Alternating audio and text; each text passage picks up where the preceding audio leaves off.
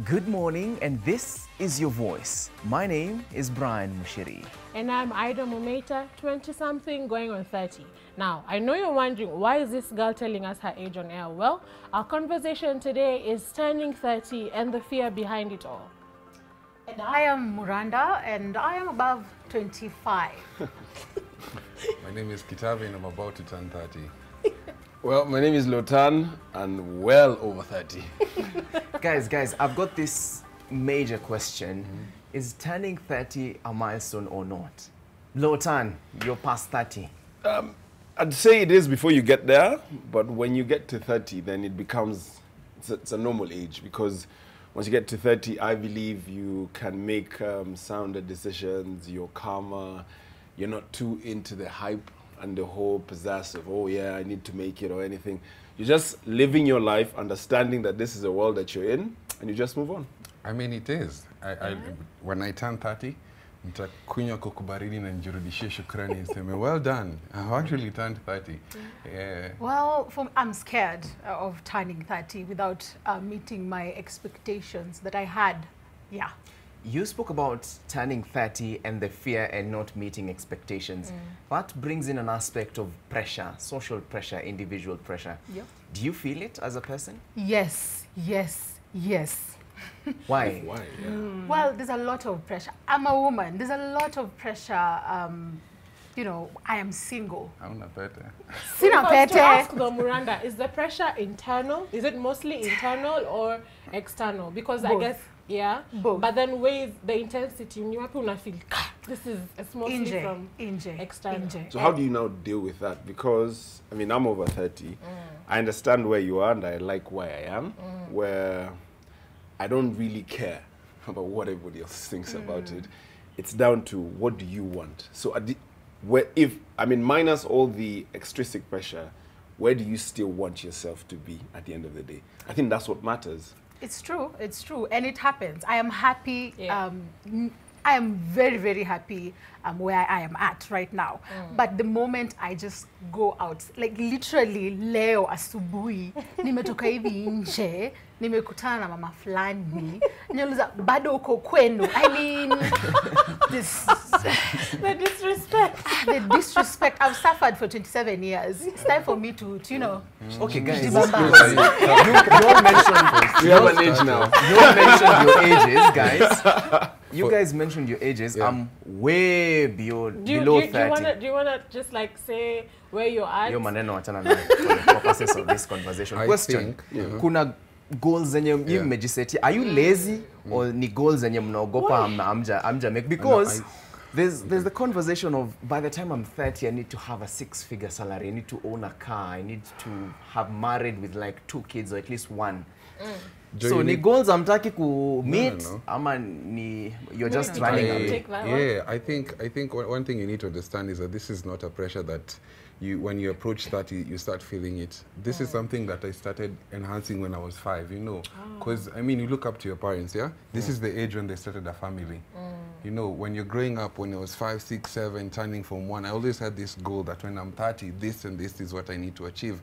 I need to have built, I need to have had this figure salary, my wife needs to be driving this kind of car, my kids need to be going. So ni kitu nimejiambia for 20-something plus years, you know. And the unfortunate thing is I have niko na miaka kidogo sana ya mimi kuwaweke na kujiambia we wacha nini gutuka Time imefika. so that you can get to where Lutan is, you see. So it's an internal pressure that has been brewed over time. It's not necessarily being lazy. So with that then, Lotan, you are past 30, right? There are a couple of things you had on a list. Maybe yes Absolutely. or no, yeah? There's some you've probably ticked off. And Most there's of them, some that you haven't, right? So when you finally hit 30 and you realized, Mama, there's still some things on this list that I haven't. How did that feel? Like, did you, at that point, how did you, how did that feel for you? I think first thing I realized with myself is the fact that I am unique. As much as my parents, I love what my parents have done. My parents also built a house by the time they were 30. I'm still unique. And in the life that we're in, I am a massive believer in comparison is a thief of joy.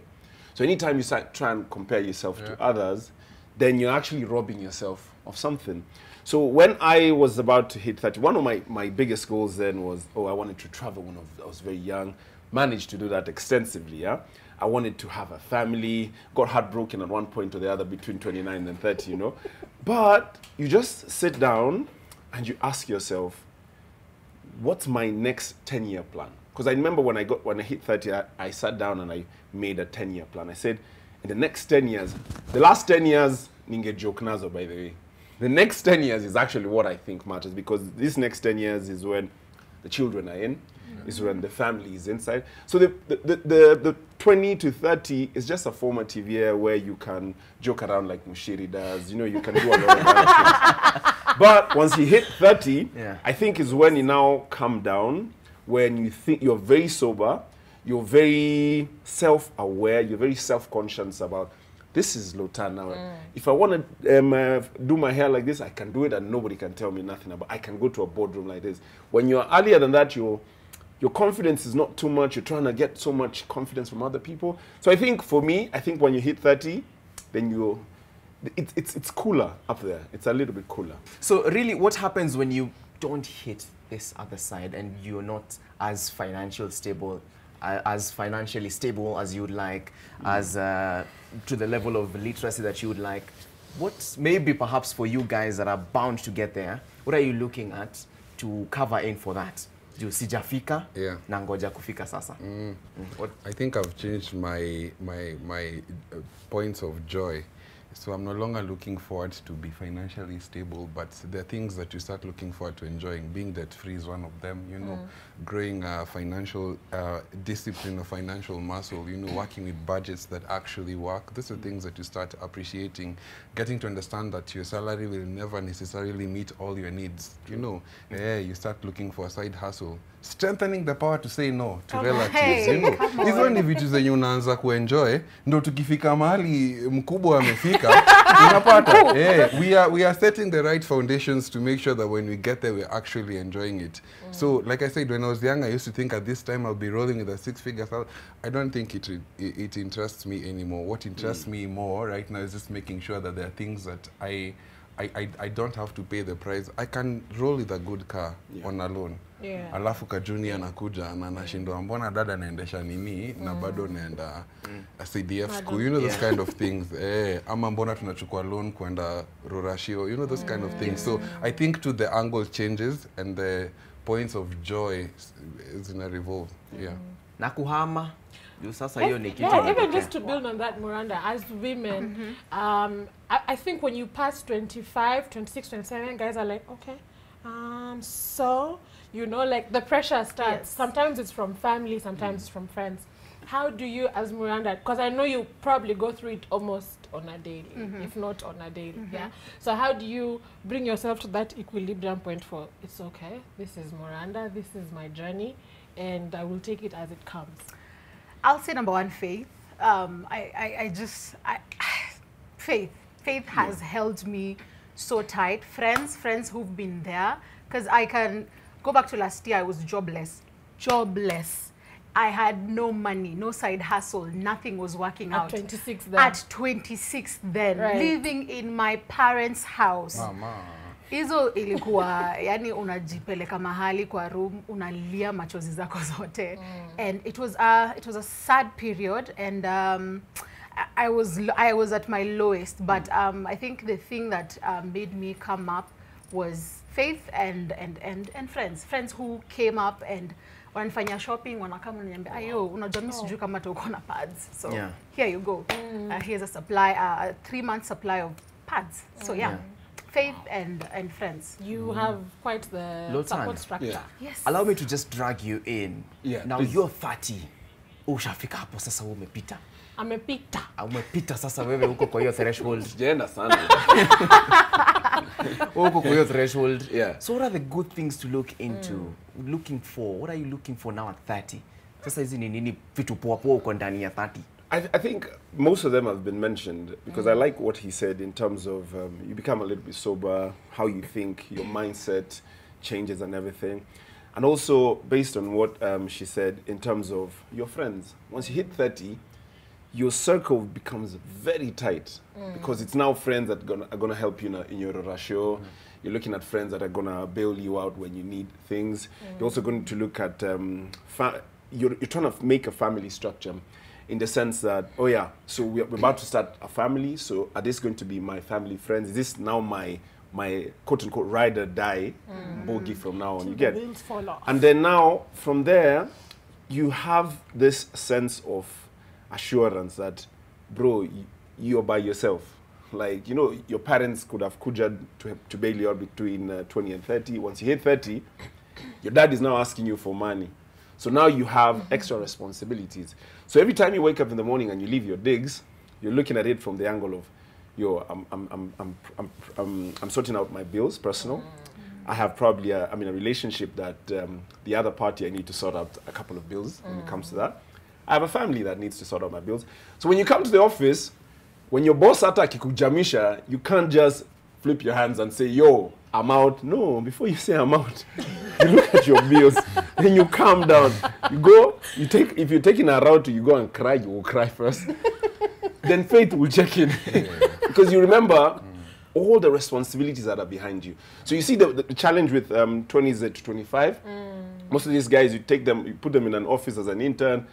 Wanakwambia, Buddha, you guys, me niko na degree. In fact, you're Always trying to in bring a up chai. something so fundamental. I saw something on Twitter the other day that was talking about this generation. Yeah. In our 20s, apparently, most of us don't like to get employed. Absolutely. And we are for, I didn't come to this earth to struggle. Entitlement. You know? So so are you saying that thing changes when you get to your 30s? When you hit 30, you discover that Mark Zuckerberg made it at 21. You are 30, so you come, you come a little bit. You're calmer, you know, and you start putting structures in place that will help you by the time you're 50, right? So you say, you know what? I'm going to drive a smaller car now. Why?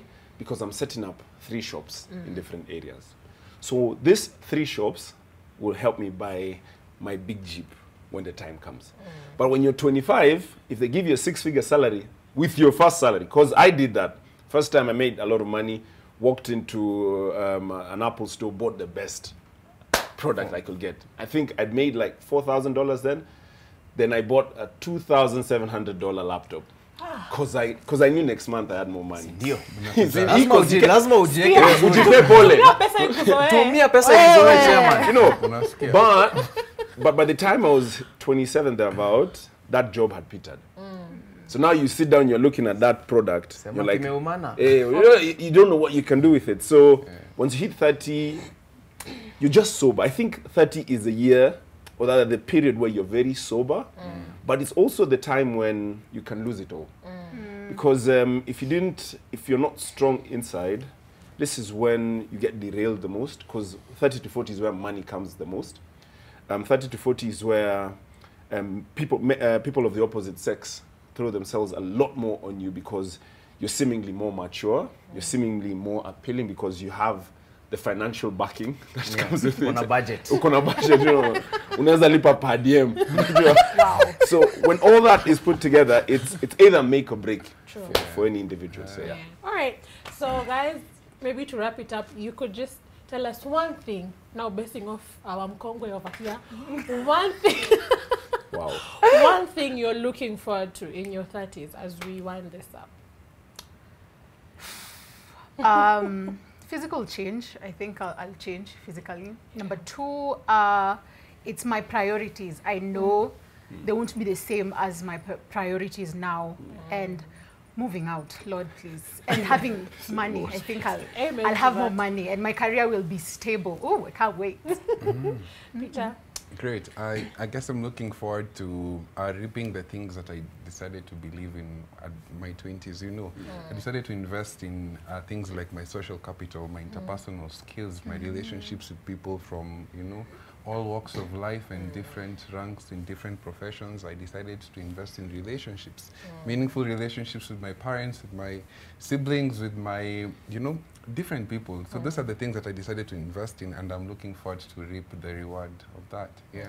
Well, I am the youngest on this panel, so I'll just let my colleague Ida, who's right about there, close this conversation. Wow. Well, they say your 30s are like your 20s, but a bit more stable. Hopefully, we'll be able to come back in like 10 or 8 years from now and probably give you feedback on how our 30s journey will have gone. And I'll be 30 then. Oh, wow. Over to you, Kiprop.